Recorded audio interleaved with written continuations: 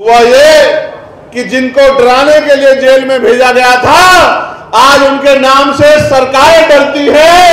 ये हुआ है।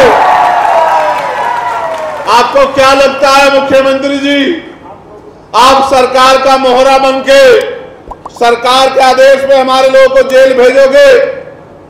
आपकी पुलिस उनको पीटने का काम करेगी, गृह मंत्री जी साजिश करेंगे और हम लोगों को समझ नहीं आएगा। ऐसा नहीं है। अगर आज के बाद यहां पर भीम आर्मी, आजाद समाज पार्टी या सतनामी समाज के लोगों पर सरकार के लोगों ने गलत मंशा से उनको जबरदस्ती डराने धमकाने का काम किया, तो छत्तीसगढ़ भवन में कोई भी मंत्री विधायक जाके चैन से नहीं सोएगा। मेरी इस बात को याद रखना। छत्तीसगढ़ में क्या चल रहा है, छत्तीसगढ़ की पुलिस और एडमिनिस्ट्रेशन जातीय कुंठा को ध्यान में रखते हुए जिस तरह से रात के अंधेरे में हमारे लोगों को गिरफ्तारी के नाम पे पकड़ने के लिए जाता है और घर में रहने वाली हमारी बहन बेटियों को गलत नीयत से देखने का काम करता है, छूने का काम करता है, इस गुंडागर्दी का अंत होगा। मेरी बात को आप याद रखना। मुझे बता, ये गुंडे हमारी बहनों की तरफ गलत नीयत रखते हैं। शर्म आनी चाहिए छत्तीसगढ़ सरकार को, इन गुंडों पर पाबंदी नहीं लगा पा रही है। इस पिक्चर में आपको मुख्यमंत्री जी अक्टूबर के महीने में दिखाने का काम करूंगा। मेरी बात को आप याद रखें। सियार की खाल में छिपे भेड़ियों को पहचान लो। पहले हमारे लोग हैं, पहले हमारी बहन बेटियों की इज्जत है। ये गुंडे हमारी बहन बेटियों की इज्जत की तरफ गलत निगाह उठा रहे हैं। एक भाई का फर्ज बनता है, मर जाए या मार दे। क्रांतिकारियों के लिए जेल गहना होती है, क्रांतिकारी जेल में डरते नहीं है। मैं धन्यवाद दूंगा छत्तीसगढ़ की सरकार का, माननीय अध्यक्ष जी। उन्होंने जो किया है, आने वाले 1 साल बाद उनको पता लगेगा। जो लोग जेल काट के आएंगे उनको डराने वाला कोई नहीं होगा। मेरी बात को आप याद रखना। हमारे लोगों में मुकदमे और जेल का डर होता है। ये मुकदमे और जेलों का डर निकालने का काम जो इस सरकार ने किया है, मैं गारंटी से कहता हूं, एक तो भीम आर्मी का नौजवान, सतनामी समाज का नौजवान योद्धा पहले ही फौलाद है, और अब जब वो जेल काट के आएगा और जेल को देख के आएगा कि जेल कुछ होती नहीं है, जेल में इंसान ही रहते हैं, और वो जेल से जो दर्द लेके आएगा, मैं गारंटी से कहता हूं कि वो एक दिन भी प्रदेश में आएगा कि आज जो लोग जेलों में हैं और यहां मंचों पे बैठे हैं, मैं गारंटी देता हूं कि यही लोग छत्तीसगढ़ की सरकार चला रहे होंगे। मेरी बात को आप याद रखना। ये क्रांति का रथ है, ये क्रांति का पथ है, ये रुकने वाला नहीं है, ये लगातार बढ़ता जाएगा। जो लोग जेल काट के आए हैं वो और तेजी से काम करेंगे, समाज को जागरूक करेंगे, भाईचारा पैदा करेंगे, एकता बनाएंगे, राजनीतिक शक्ति को समझेंगे कि राजनीतिक शक्ति क्या है। इसका एहसास मुझे 2017 में हुआ था, जब मैं निर्दोष था, मुझे जेल भेजा गया। मैं निर्दोष होते हुए मेरे ऊपर जब बेल मिल गई, रासुका लगा दी गई, और तो और बीमार होने पे मेरा इलाज नहीं होने दिया गया, मेरे परिवार से मुझे मिलने से दूर कर दिया गया। जो भाई मेरे साथ जेल में गए थे उनको पीटा गया, किसी को करंट लगाया गया, किसी की खाल उतार ली गई। लेकिन हुआ क्या आपको पता है? उत्तर प्रदेश की सरकार को लगता था कि ये लोग डर जाएंगे, लेकिन हुआ क्या? हुआ ये कि जिनको डराने के लिए जेल में भेजा गया था, आज उनके नाम से सरकारें डरती है। ये हुआ है। आपको क्या लगता है मुख्यमंत्री जी, आप सरकार का मोहरा बनके सरकार के आदेश पे हमारे लोगों को जेल भेजोगे? आपकी पुलिस उनको पीटने का काम करेगी, गृह मंत्री जी साजिश करेंगे और हम लोगों को समझ नहीं आएगा। ऐसा नहीं है। आप भी रोटी खाते हैं, हम भी रोटी खाते हैं। फर्क इतना है कि हम संघर्ष करके, मेहनत करके खाते हैं और आप हमारे दिए टैक्स से तनख्वाह लेके खाते हैं। ये फर्क है कि हम मेहनत का खाते हैं, पसीने का खाते हैं, संघर्ष करके खाते हैं। गरीबी, भूखमरी, बेबसी, लाचारी से लड़के अपने पेट को पालते हैं और आप हमारी तनख्वाह पे पलते हो। अगर हम टैक्स न दें तो आपको तनख्वाह भी नहीं मिलेगी, सुविधाएं तो बहुत दूर की बात है। मैं वो जो मांगे रखी गई हैं उनको पढ़ना चाहता हूं। उनके बाद जो ज्ञापन दिया जाएगा उस ज्ञापन को भी आपके बीच में रखूंगा और फिर एक वचन आपको दूंगा और यह भी आपको विश्वास दिलाता हूं, अगर उस वचन को पूरा ना कर सका तो छत्तीसगढ़ के लोगों को शकल नहीं दिखाऊंगा, कभी छत्तीसगढ़ में पैर नहीं रखूंगा। मेरी बात का भी याद रखना। एक ही खूबी है हम लोगों में, हम भीम आर्मी के लोग जब जबान देते हैं तो जान देते हैं, अपनी जबान को छोटी नहीं होने देते। मेरी बात को आप याद रखना।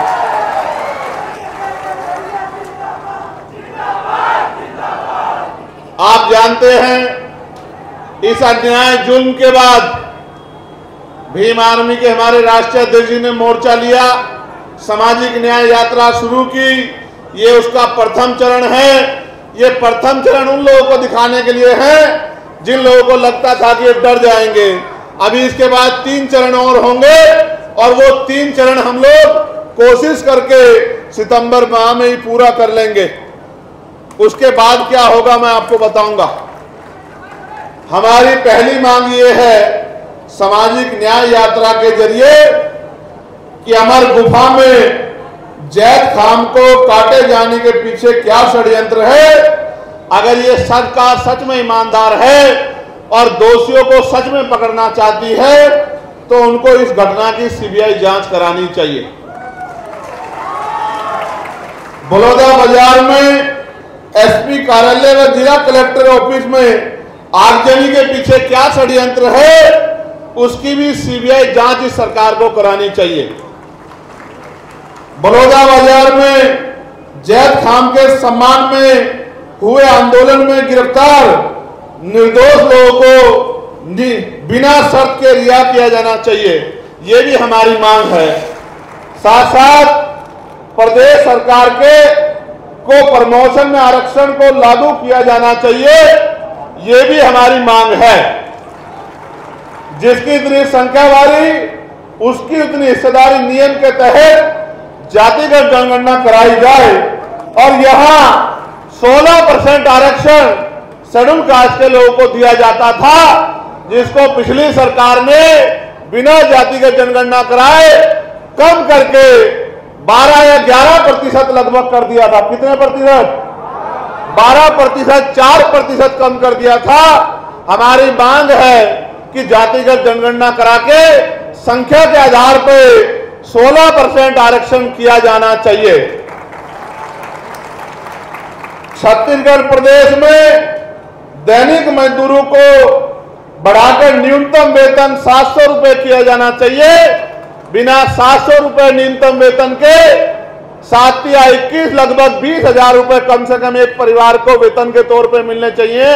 जो व्यक्ति काम करता है तभी जाके वो परिवार सम्मान से जो है रोटी की व्यवस्था उनके घरों में हो पाएगी। साथ साथ प्रदेश में निःशुल्क शिक्षा की व्यवस्था की जानी चाहिए और समान शिक्षा व्यवस्था लागू की जानी चाहिए। चाहे किसान मजदूर का बेटा हो, चाहे मुख्यमंत्री विधायक मंत्री या कमिश्नर डीएम एसपी का बेटा हो, सबके बच्चों को सरकारी स्कूल में शिक्षा देनी चाहिए, जिससे कि सरकारी स्कूल में बेहतर से बेहतर शिक्षा आए। साथ साथ प्रदेश में निजीकरण के नाम पर सरकारी प्रतिष्ठानों को बेचने के खिलाफ, निजीकरण के सहारे आरक्षण समाप्त करने के षड्यंत्र के खिलाफ भी हम लोग हैं।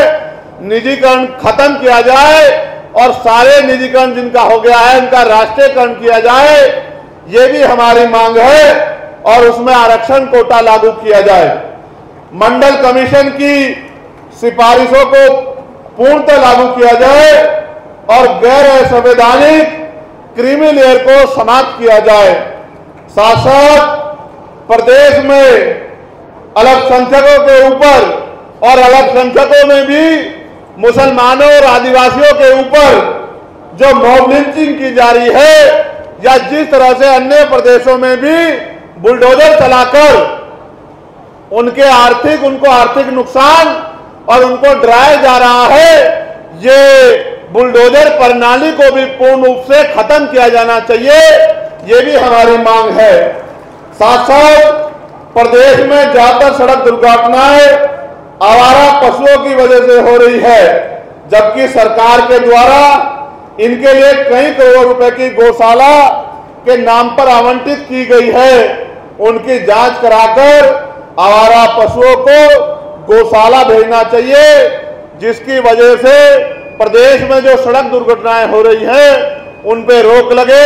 आप ये जानते हैं, मैंने ये महसूस किया है, जहां जहां भारतीय जनता पार्टी की सरकार है वहां इंसानों से ज्यादा इज्जत पशुओं को दी गई है। इंसान सड़क दुर्घटना में मर जाए कोई बात नहीं, जानवर को नुकसान नहीं होना चाहिए। हम तो जानवर को भी प्रेम करते हैं, मगर जिस परिवार का कमाने वाला चला जाता है उस परिवार का क्या होता है, सरकार को इनके बारे में भी सोचना चाहिए। सोचिए, एक्सीडेंट में कोई परिवार का कमाने वाला चला गया, उसकी पत्नी का, उसकी मां का, उसके पिता का, उसके बच्चों का क्या होगा? उनको पढ़ाई कहां से मिलेगी? उनको खाना कहां से मिलेगा? उनको बीमार होने पे इलाज की व्यवस्था कहां से होगी? उनके लिए कपड़ों की व्यवस्था कहां से होगी? उनके सम्मान की रक्षा कहां से होगी? इस बात का भी जवाब सरकार को देना चाहिए।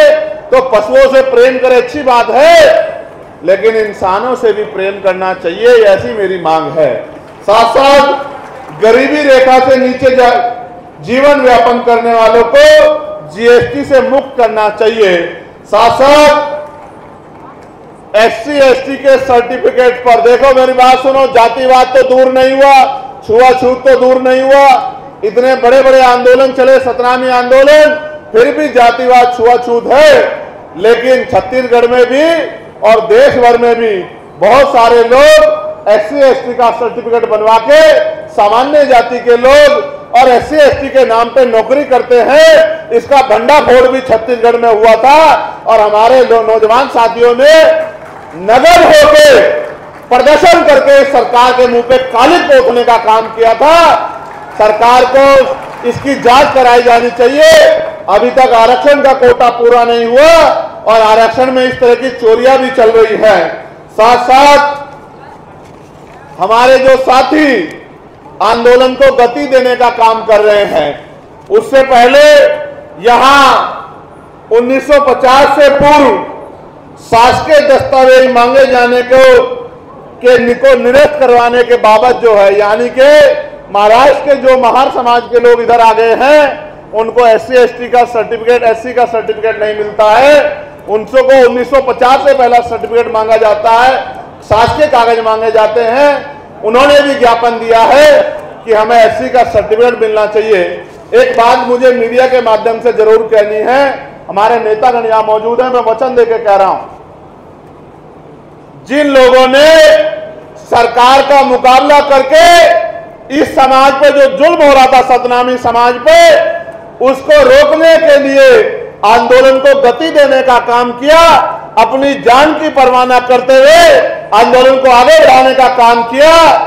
आज पुलिस के लोग आंदोलन से डरकर उनको डराने का काम करते हैं, उनकी जांच कराने का काम करते हैं। मैं सरकार को भी और पुलिस और प्रशासन को भी ये कहना चाहता हूं,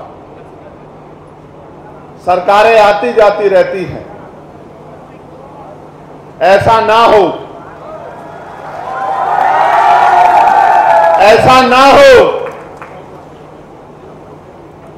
कि कमजोर वर्गों के लोगों के हाथों में ताकत आ जाए। कानून संवत करो, संवैधानिक व्यवस्था के अनुरूप करो, कोई बात नहीं, वरना मेरा ये संदेश याद रखना कि रिटायरमेंट के बाद भी जांच होती है, मेरी बात को आप याद रखना।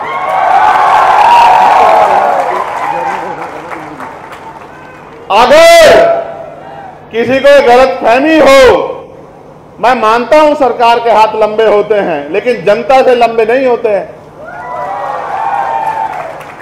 ऐसा ना हो अगर रिटायर हो जाओ तो भी फाइलें खुलवा के तुम्हारी जांच करानी पड़े, और मुकदमे लिख लिख के तुम्हें जेलों में ठुसवाना पड़े, मेरी बात को याद रखना। मेरा नाम चंद्रशेखर आजाद है। अगर आज के बाद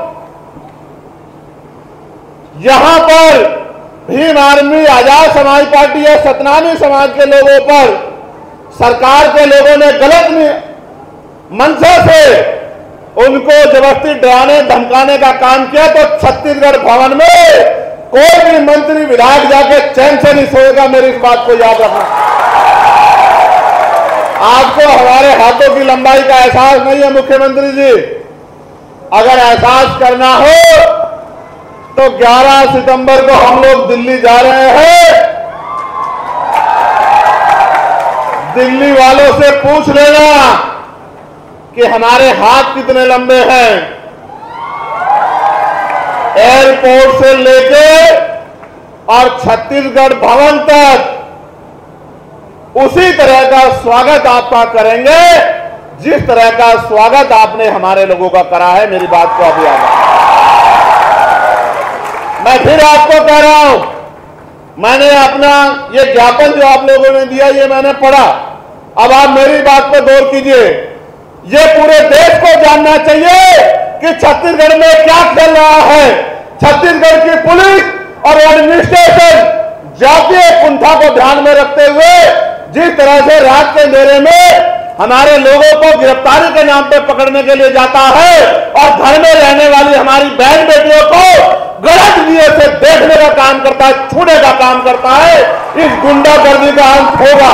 मेरी बात को आप याद रखना। मुझे बताया गया, मुझे बैठ कर बताया गया कि किस तरह से वर्दी को पहन के गुंडे, सांप्रदायिक गुंडे, जातिवादी गुंडे रात के अंधेरे में हमारे घरों में जाते हैं पकड़ने के नाम पे, गिरफ्तारी के नाम पे।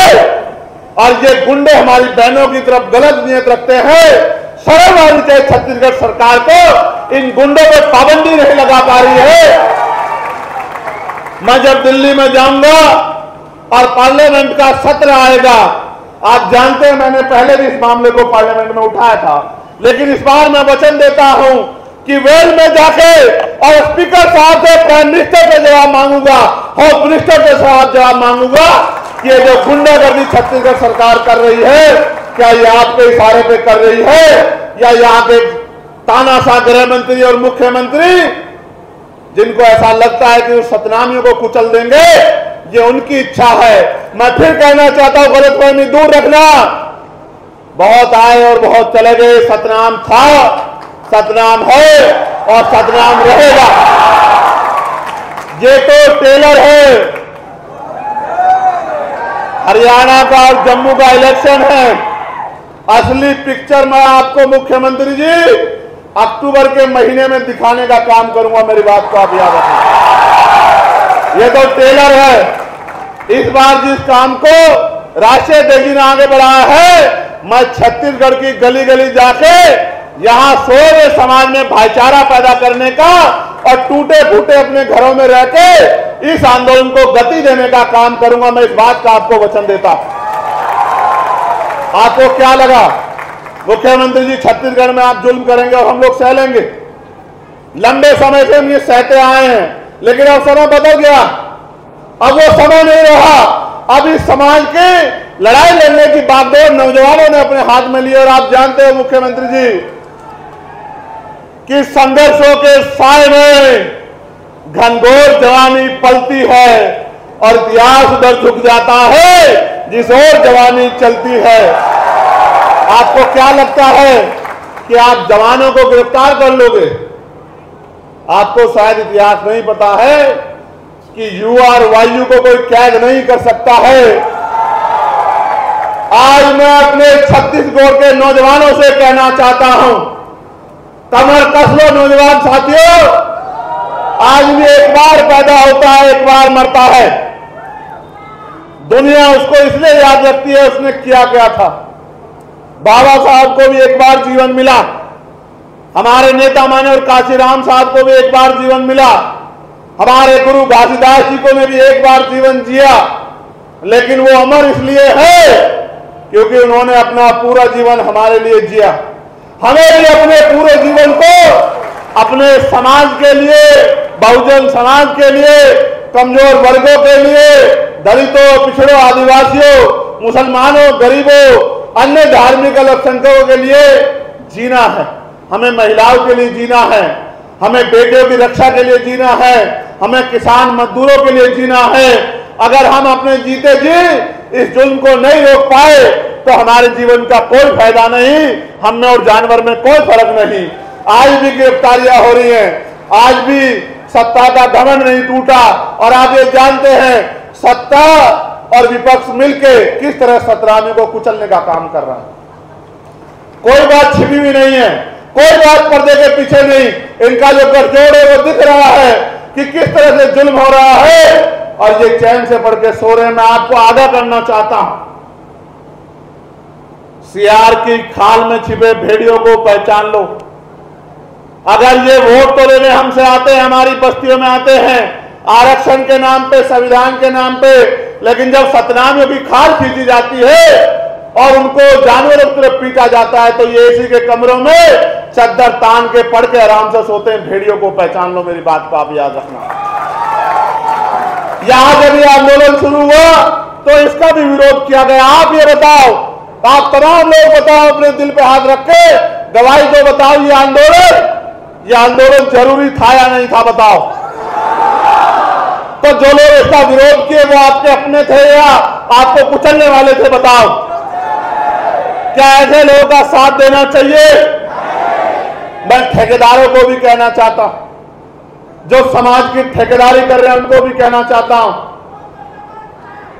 मैं उन ठेकेदारों को भी चैलेंज करना चाहता हूं, ठेकेदारों को भी आगाह करना चाहता हूं। अब युवा पढ़ने लगा है, अब वो देश दुनिया को समझने लगा है, अब वो दोस्त दुश्मन को समझ लगा। ज्यादा दिन ठेकेदारी भी चलने वाली नहीं है, मेरी बात को आप याद रखना। ना ही ठेकेदारी चलेगी और ना ही ठेकेदार बचेगा। वही बचेगा जो समाज के लिए आहुति देगा, बलिदान देगा। जो लोग जेल में है वो अपने लिए जेल में नहीं, वो आपके मान सम्मान की रक्षा के लिए है। जब वो जेल से बाहर आएंगे मैं भी आपके बीच में होगा, हम लोग फूल मालाओं से उनका क्रांतिकारियों की तरह स्वागत करेंगे। मेरी बात को आप याद रखना। सरकार को एहसास नहीं कि है कि उन्होंने क्या किया। सम्मानित साथियों, सितंबर तक चुनाव है, 1 अक्टूबर को हरियाणा का वोटिंग होगा, 1 अक्टूबर को जम्मू का वोट पड़ेगा, आखिरी दौर का। मैं आपको विश्वास दिलाता हूं, पार्लियामेंट चलने के 15 दिन बाद तक अगर हमारे लोग बाहर नहीं आए तो मैं आपको वचन देकर कहता हूं कि मैं छत्तीसगढ़ में पैर नहीं रखूंगा। इस बात की आपको गारंटी देता हूं। कुछ भी करना पड़े, कोई भी कीमत चुकानी पड़े, सड़कों पे आंदोलन हो, आमरण अनशन हो जाए, जान चली जाए, लेकिन छत्तीसगढ़ के भाइयों को हम लोग अकेला नहीं छोड़ेंगे। मेरी बात को आप याद रखना। मैं माननीय अध्यक्ष जी से भी कहूंगा, भीम आर्मी का उद्गम ही, भीम आर्मी का निर्माण इसलिए किया गया था कि समाज पे होने वाले जुल्म को हम लोग को रोकना है। आज अगर सबसे ज्यादा जुल्म कहीं हो रहा है तो वो छत्तीसगढ़ में हो रहा है। मैं माननीय अध्यक्ष जी को कहना चाहता हूं, अपने इस क्षेत्र के पूरे स्टेट की राजनीति हमारे लिए बाद में है, पहले समाज है, पहले हमारे लोग हैं, पहले हमारी बहन बेटियों की इज्जत है। ये गुंडे हमारी बहन बेटियों की इज्जत की तरफ गलत निगाह उठा रहे हैं। एक भाई का फर्ज बनता है मर जाए या मार दे। मैं आपसे आग्रह करना चाहता हूं कि आप और समय दो, छत्तीसगढ़ में समय दो, छत्तीसगढ़ में आंदोलन को मजबूत करो। जिस तरह से आपने यहाँ पसीना बहा, अपने सम्मानित साथियों की ड्यूटी यहाँ लगाओ और छत्तीसगढ़ को अपने पैरों पर खड़ा करो। चुनाव तो जब आएगा देखी जाएगी, लेकिन चुनाव से पहले भी सरकारों को यह पता होना चाहिए कि छत्तीसगढ़ में अब सतनामियों पे कोई जुल्म बर्दाश्त नहीं किया जाए। सम्मानित साथियों, आप एक बुलावे पे जहां पैसे में लोग नहीं आते, जहां लोग शराब और खाना मांगते हैं, जहां बढ़िया बढ़िया गाड़ियां मांगते हैं, जहां एक तरफ बैरिकेडिंग लगा के आपको डराने का काम किया जा रहा है, वहां आप इतनी बड़ी संख्या में पहुंचे हैं। मैं दोनों हाथ जोड़ के आपका धन्यवाद करता हूं। और ये सरकार को भी ये जन समर्थन देखना चाहिए। आप सोचिए, अभी तो अध्यक्ष जी ने एक इशारा किया था, आने वाले कल में क्या होगा। आप मेरी एक राय को मजबूत करेंगे क्या? जरा हाथ उठा के बताइए। मैं चाहता हूं जिन लोगों ने हम पे जुल्म किया, जिस सरकारों ने, हम आपस में चर्चा भी कर लेंगे। अभी मैं चाहता हूं उन लोगों का बहिष्कार अब शुरू होना चाहिए। होना चाहिए, नहीं होना चाहिए? क्या हमारे घरों के बाहर उनके बहिष्कार के बोर्ड लगने चाहिए, नहीं लगने चाहिए? क्या हमें उनको बताना चाहिए, नहीं बताना चाहिए? आज हम लोग चर्चा करेंगे, इस निकम्मी सरकार को किस तरह उखाड़ फेंकना है, इसकी चर्चा करेंगे। हमें ये सोचना पड़ेगा, जो सरकार हमारे लोगों पर जुल्म करेगी, जो हमारे जैत खाम की रक्षा नहीं कर पाएगी, जो सतनामी को कुचलने का काम करेगी, उस सरकार को सत्ता में बने रहने का कोई अधिकार नहीं मिलना चाहिए। और अगर ये छत्तीसगढ़ में हो गया तो आप मानना कि फिर हमें समझना पड़ेगा कि कहीं ना कहीं हम लोग कमजोर हो गए। क्या आप लोग अपने आप को कमजोर मानते हो? आज ये देखो, मैं लगातार पार्लियामेंट में आवाज उठा रहा था कि भाई किसान का बेटा हो या मजदूर का बेटा हो, या राष्ट्रपति, प्रधानमंत्री, मुख्यमंत्री का बेटा हो, चाहे IAS IPS का बेटा हो, चाहे प्रधान से लेकर विधायक का बेटा हो, सबको सरकारी स्कूल में शिक्षा मिलनी चाहिए। एक ही लाइन में इधर प्रधानमंत्री का बेटा बैठे, इधर मुख्यमंत्री का बैठे, फिर मजदूर किसान का बेटा बैठे, इधर रिक्शा चलाने वाले का बेटा बैठे, बराबर में DM SSP का बेटा बैठे। तो बताओ सरकारी स्कूलों में अच्छी शिक्षा मिलेगी, नहीं मिलेगी? समान शिक्षा पॉलिसी लागू हो। ऐसे ही चाहे राष्ट्रपति हो या गांव का प्रधान या सरकारी कर्मचारी 4th क्लास का हो या क्लास 1 का, या मुख्यमंत्री, राज्यपाल, मंत्री हो या विधायक, सांसद हो, सबके बच्चों को या उनको भी बीमार होने पे सरकारी अस्पतालों में उनका इलाज होना चाहिए। इससे होगा क्या? इससे होगा ये कि जब एक बेड पे मंत्री जी का इलाज हो रहा होगा, दूसरे बेड पे गरीब किसान का बेटा का इलाज हो रहा होगा, तो डॉक्टर भी समय पर मिलेगा, दवाइयां भी अस्पताल के अंदर से मिलेंगी, टेस्ट की मशीनें भी सारी वही होंगी, और तो और गरीबों की जेब कटनी बंद हो जाएगी और अच्छा इलाज जो है गरीबों को कम कीमत में मिलेगा। इस देश में कब तक गरीब लाचार रहेगा? हमने ये भी मांग करी कि निजी क्षेत्रों में भी SC ST OBC के लोगों को आरक्षण की व्यवस्था होनी चाहिए, क्योंकि निजी क्षेत्रों में भी जो पैसा वो लोग आप कर्ज में देते हो या जो उनका टैक्स और पैसा माफ करते हो, वो सारा पैसा हमारे टैक्स का होता है, जो हम लोग GST के तौर पे या अन्य टैक्सों के तौर पे आपको देते हैं। इसलिए हमने निजी क्षेत्रों में भी आरक्षण की मांग की है। ये छत्तीसगढ़ है, छत्तीसगढ़। इस छत्तीसगढ़ में सतनामियों की क्या हालात हो गई, क्या आप देख रहे हो? क्या कारण नजर आता है आपको इसका? मुझे इसका कारण ये नजर आता है जो डॉक्टर बाबा साहब अंबेडकर ने कहा था कि political power is the master की, राजनीतिक सत्ता वो चाबी है जो आपकी सारी परेशानियों का हल कर देगी। सोचिए, अगर 5 भी MLA या आजाद समाज पार्टी के होते तो क्या ये निकम्मी सरकार सतनामियों को जेल भेज देती? अगर 5 भी MLA या 1 भी सांसद हमारा होता तो जेल के आगे खड़ा हो जाता कि जेल पहले मुझे भेजो, तब मेरे किसी गरीब भाई को भेजना। लेकिन मैं क्या करूं? आपने जाति धर्म देख के निकम्मे लोगों को यहां नेता बना रखा।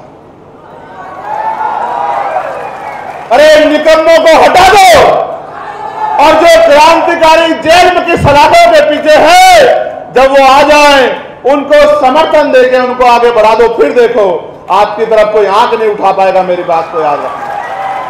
मुझे नहीं बनना छत्तीसगढ़ में मुख्यमंत्री, मुझे विधायक MP नहीं बनना है, लेकिन दर्द होता है जब हमारे लोग गलत फैसला लेते हैं, तो दर्द होता है। दर्द इस बात के लिए होता है कि हम किसी को नुकसान नहीं पहुंचाना चाहते। हम सामाजिक न्याय को मानने वाले लोग हैं, हम भाईचारे को, मानव को एक समान मानने वाले लोग हैं। लेकिन हमारे लोगों के साथ जिस तरह का जुल्म हुआ और पिछले 3 महीने में जो अन्याय यहां हुआ, वो अन्याय 7 पीढ़ियों दर पीढ़ी हम लोग भूल नहीं पाएंगे। क्या आप भूल सकते हैं इस जुल्म को? मैंने वो वीडियो देखी, मैंने जब जूते से यहाँ के पुलिस के कर्मचारी मेरे भाइयों को पीट रहे हैं, लाठियों से पीट रहे हैं, घरों से पशुओं की तरह खींच के लाके गाड़ियों में डाल दे रहे हैं। माए रो रही है, बच्चे रो रहे हैं, बहनें रो रही हैं, बेटियां रो रही हैं, लेकिन निकम्मी सरकार सतनामियों के ऊपर होने वाले दमन पे हंस रही है, खिलखिला के हंस रही है। जी तो बहुत कुछ करता है और आप जानते हो मेरी आदत को, बहुत कुछ जी करता है, लेकिन मैं आपसे कहना चाहता हूं संवैधानिक रहो। संवैधानिक रास्ते से ही हम लोग आगे बढ़ेंगे और मेरा विश्वास है कि आप मेरी इस बात को समझोगे। मैं आपके बल को जानता हूं, मैं आपको एक इशारा कर दूं तो पता नहीं क्या से क्या हो सकता। मैं जानता हूं आपकी शक्ति को, मैं जानता हूं कि छत्तीसगढ़ बंद हो जाएगा, मैं आपकी ताकत को जानता हूं, मैं सतनामियों के झंडे की ताकत को समझता हूं। मगर मैं ये भी बताना चाहता हूं कि हमें अपने गुरुओं के रास्ते पे चलना है, हमें अहिंसा के रास्ते पे चलना है, हमें सत्य के साथ संघर्ष के रास्ते पे चलना है और हमें दमन का जवाब गुस्से से नहीं देना, प्यार से देना है। मैं आपके गुस्से को समझता हूं, आपके गुस्से का आगे सब खत्म हो जाएगा, लेकिन मैं आपसे चाहता हूं कि आप अपने गुस्से को अपनी शक्ति बनाओ, अपनी ताकत बनाओ। जो जुल्म आप पे हुआ है, जुल्म को भूलो मत। इस जुल्म को यहां भी याद रखो, मगर यहां भी याद रखो कि जब आपको दमन किया जा रहा था, जब आपको मारा जा रहा था, जब आपको कुचला जा रहा था, कौन आपके साथ खड़ा था, कौन आपका मजाक बना रहा था, ये भी आपको याद रहना चाहिए। इसलिए मैं आपसे अपील करता हूं, मैं आपसे वादा करता हूं, 1 महीने में ये हरियाणा का, जम्मू का चुनाव खत्म हो जाएगा। भाइयों,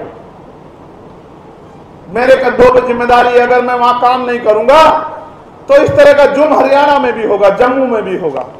मेरे कंधों पे जिम्मेदारी है कि मैं वहां राजनीतिक शक्ति का निर्माण कर लूं, आपके संरक्षण के लिए, आपके लिए संघर्ष करने के लिए, आपकी आवाज उठाने के लिए।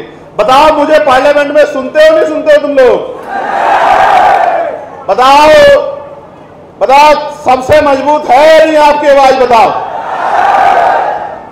जब आपका भाई बोलता है तो आनंद आता है नहीं आता है? अब सोचो अगर ऐसे ही लोग आपकी असेंबली में, विधानसभा में चले गए।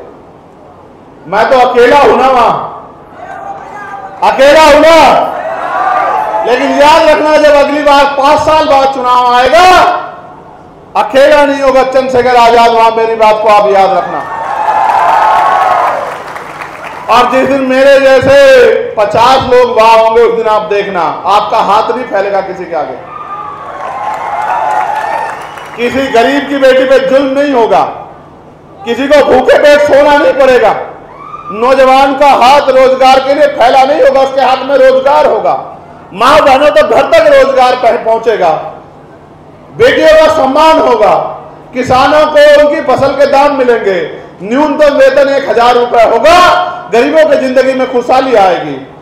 लेकिन हम उसके लिए संघर्ष कर रहे हैं। लेकिन आज जो लड़ाई है वो सम्मान की है। मैं आपसे कहना चाहता हूं, माननीय अध्यक्ष जी अगर आदेश करें तो 1 अक्टूबर के बाद ही हम लोग एक हफ्ते के अंदर ही छत्तीसगढ़ भवन का जोरदार घेराव करेंगे दिल्ली। हम छत्तीसगढ़ भवन की दीवारों को हिला देंगे अपनी गूंज से कि जब तक यहां जुल्म करने वाले वो हाथ चुप नहीं हो जाते और हमारे लोगों को रिहा नहीं कर दिया जाता, अब हम चैन से नहीं बैठेंगे। आप लोग तैयार हो? आगे सामाजिक न्याय यात्रा में सड़कों पर जाके अपनी आवाज को बुलंद करने के लिए तैयार हो? सोए हुए समाज को जगाने के लिए तैयार हो? मैं आपको विश्वास दिलाता हूं, जितने दिन हमारे लोग अंदर हो रह चुके हैं, अब आगे उतने दिन हमारे लोग अंदर नहीं रह पाएंगे। मेरी बात को आप याद रखना। अब आर पार की लड़ाई हो गई है, बहुत हो गया। रायपुर अब लड़ाई आ गई है। और मैं 11 तारीख को जो हमारा आंदोलन है, हमारी रैली है दिल्ली में, उस रैली में भी इस मामले को बड़े पैमाने पर हम लोग उठाने का काम करेंगे। मैं आपसे भी आग्रह करूंगा कि आप लोग भी 11 तारीख को दिल्ली आना। अभी से ट्रेन के टिकट खरीद लेना, बाद में सरकारें ट्रेन कैंसिल कर देंगे। आपको पता है आज 19 ट्रेन कैंसिल की है, आपको पता है आज 19 ट्रेन कैंसिल की है। तो एक दिन पहले आ जाना। हम तो किसान के मेरे लोग हैं, रूखी सूखी खा के भी आत्मसम्मान की लड़ाई लड़ते हैं। मैं आपसे आग्रह करूंगा, यहाँ के नौजवान साथी एक बड़ी तादाद में दिल्ली जरूर पहुंचे, जो दिल्ली में बैठे लोगों को भी आपके दर्द का एहसास है। मैं मीडिया के माध्यम से मुख्यमंत्री से पूछना चाहता हूं, ये जो आपकी पुलिस जातीय मानसिकता से, सामंती मानसिकता से सतनामियों के घरों में घुस के गिरफ्तारी के नाम पे हमारी बच्चियों को जो गलत मंशा से, गलत दृष्टि से जो ये अपमान करने का काम कर रही है, क्या इसका जवाब आप दे सकते हैं? आप बेटी बचाओ बेटी पढ़ाओ की बात करते हैं। राष्ट्रपति जी ने भी कहा कि बंगाल में बहुत जुल्म हो रहा है, निःशब्द असहनीय। कल ही उपराष्ट्रपति जी ने भी लेटर लिखा, लेकिन ये जो नंगा नाच आपकी सरकार में छत्तीसगढ़ में हो रहा है, ये नहीं दिख रहा है सरकार को? ये राष्ट्रपति जी को, उपराष्ट्रपति को, प्रधानमंत्री, गृह मंत्री जी को उत्तर ये छत्तीसगढ़ की सरकार का ये गुंडा राज नहीं दिख रहा है? मैं आपको चैलेंज करके कहता हूं, ज्यादा दिन सतनामियों का सामना सरकार नहीं कर पाएगी।